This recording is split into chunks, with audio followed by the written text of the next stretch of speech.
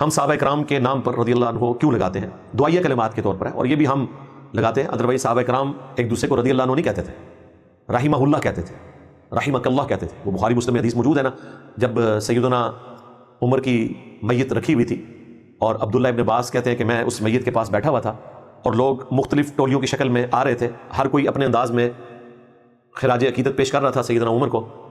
اسی دوران ایک شخص میرے پیچھے آ کر کھڑا ہوا، اس نے اپنی کونی میرے کندھے پر رکھی اور سیدنا عمر کی میت کو مخاطب کر کے کہا رحمک اللہ، اللہ تعالیٰ تجھ پر رحم کرے۔ رضی اللہ عنہ نے کہا رحمک اللہ۔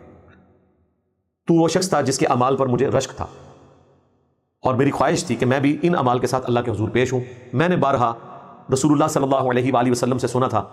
میں ابو بکر اور عمر داخل ہوئے، میں ابو بکر اور عمر نکلے، میں ابو بکر اور عمر فلاں جگہ گئے، مجھے امید تھی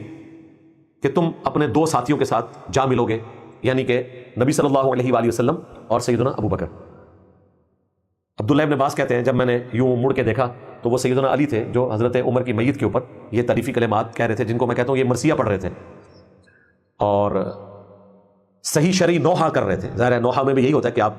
ایک اپنی تکلیف کا اظہار کرتے ہیں اور اس بندے کی تعریف کر رہے ہوتے ہیں۔ یہ اس نوحے کی یا مرثیے کی بات نہیں کر رہا جس میں شرکی الفاظ ہوں اور آپ المدد یا عمر کہنا شروع کر دیں، المدد یا علی کہنا شروع کر دیں، یہ اس کی بات نہیں ہو رہی۔ تو اس سے یہ پتہ چلا کہ صحابہ کرام ایک دوسرے کو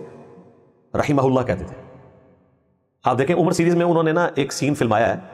جس میں حضرت ابو عبیدہ ابن جرح کو لیٹر ملتا ہے سیدنا عمر کا، کیونکہ حضرت ابو بکر تو فوت ہو جاتے ہیں اور عین جنگ یرموک کے میدان میں یہ خبر پہنچنا یہ بڑی مسلمانوں کے لیے ایک تکلیف دہ چیز تھی، اور اس کے ساتھ یہ بھی کہ سیدنا عمر نے خالد بن ولید کو ان کے منصب سے ہٹا کے ابو عبیدہ ابن جرح کو وہاں پر سپہ سالار مقرر کیا۔ اور وہ خط جب آتا ہے تو عمر سیریز میں آپ دیکھیں انہوں نے سین فلمایا ہے، اس میں وہ لکھا ہوتا ہے کہ سیدنا ابو بکر فوت ہو چکے ہیں اور ان کے بعد یہ ذمہ داری میرے کندھوں پر آئی ہے اور آپ امیر الامت ہیں، میں آپ کو مقرر کرتا ہوں خالد بن ولید کی جگہ سپہ سالار۔ اب ان کے لیے کتنی تکلیف دہ چیز تھی اس کو پڑھنا لوگوں کے سامنے خط کو۔ تو اب وہ جب خط پڑھنے کے لیے باہر آئے ہیں تو وہ بتانا بھی نہیں چاہ رہے تھے کہ حضرت ابو بکر کی ڈیتھ ہو گئی ہے، لیکن فی البدی ان کی زبان سے نکلتا ہے رحمہ اللہ۔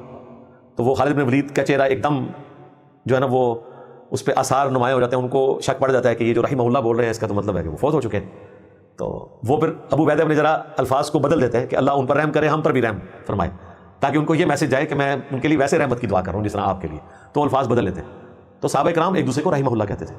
رضی اللہ عنہ قرآن پاک میں چونکہ اللہ تعالیٰ نے اسپیسیفکلی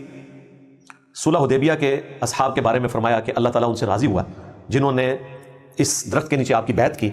اور مسلم شریف میں حدیث ہے میں اللہ سے امید کرتا ہوں کہ اصحاب شجرہ جو ہیں ان کو دوزخ کی آگ بھی نہیں چھوئے گی۔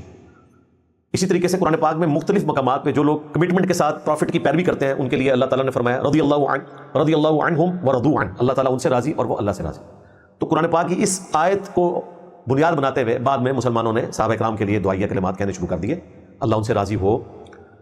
اللہ ان سے راضی ہوا، یہ معنی بھی درست ہے، اللہ ان سے راضی ہو یہ معنی بھی درست ہے دعا کے اعتبار سے۔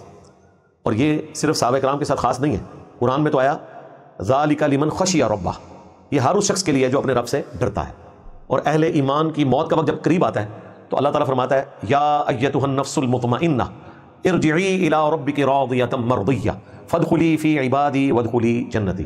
اے اطمینان والی جان اپنے رب کی طرف لوٹ اس حال میں کہ تیرا رب تجھ سے راضی، تو اپنے رب سے راضی۔ وہی رضی اللہ عنہ، یہ تو تمام اہل ایمان کے لیے ہے۔ یہی وجہ ہے کہ ہمارے جو بریلوی حضرات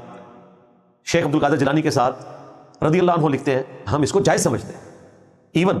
وہ احمد بریلوی صاحب کے ساتھ بھی رضی اللہ عنہ لکھتے ہیں ہم اس کو جائز سمجھتے ہیں۔ جائز سے مراد یہ نہیں ہے کہ ہم ان کے بزرگوں کو بزرگ مان رہے ہیں، مراد یہ کہ اگر ان کے نزدیک واقعتاً وہ بزرگ ہیں تو ٹھیک ہے ان کے لیے دعائیں کریں، کوئی حرج نہیں، اس میں جائز ہے۔ اور دیوبند نے اس حوالے سے اپنی لادہ شناخت بنائی، لیکن ان کو ہم نے ایکسپوز کر دیا کہ انہوں نے المحند علی المفند میں 14ویں صدی کے اپنے مولویوں کو رضی اللہ عنہم لکھا ہے۔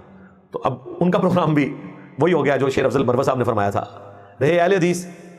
تو ان کے لیے تو اتنا ہی کافی ہے کہ ہم یہ چیز اجتہاداً اڈاپٹ کیے ہوئے ہیں۔ اس کا ثبوت قرآن و سنت میں اس اعتبار سے نہیں ہے کہ ہمیں حکم دیا گیا ہو۔ یہی وجہ ہے کہ بخاری مسلم میں آپ کو درجنوں نہیں، سینکڑوں نہیں، ہزاروں حدیثوں میں صحابہ کرام کے ساتھ رضی اللہ عنہ لکھا ہوا نہیں ملے گا۔ بعض جگہ پہ مل بھی جائے گا اور زیادہ تر جگہوں پہ نہیں ملے گا۔ ترجمے میں لکھا ہوگا، عربی میں ڈائریکٹ لکھا ہوگا عن ابی ہریرہ، قال رسول اللہ صلی اللہ علیہ وآلہ وسلم عن عائشہ قالت قال رسول اللہ صلی اللہ علیہ وآلہ وسلم. اور کہیں پہ رضی اللہ عنہ بھی لکھا ہوگا لیکن میجورٹی جگہ پہ نہیں لکھا ہوگا, تو کوئی فتویٰ نہیں ان کے اوپر لگتا, جائز ہے, اچھی بات ہے, یہ ساری دعائیں دینی چاہیے. میں تو اس سے اگلی دعائیں دیتا ہوں, علیہ السلام بھی کہتا ہوں. صحابہ کرام کو آپ علیہ السلام کہیں, بالکل درست ہے, اللہ تعالیٰ کی سلامتی ہو ان پر, اللہ کے نیک بندے تھے, ہم نماز میں ان پہ سلام پڑھتے ہیں, السلام علینا وعلی عباد اللہ الصالحین, سلامتی ہو ہم پر اور تمام نیک بندوں پر. تو نیک بندوں میں صحابہ کرام, اہل البیت, انبیاء کرام تو سب سے بڑھ کر وہ آتے ہیں, ہم ان کو علیہ السلام کہتے ہیں. ہم ایک دوسرے کو بھی ملتے ہیں تو السلام علیکم کہتے ہیں, علیہ السلام ہی ہے نا.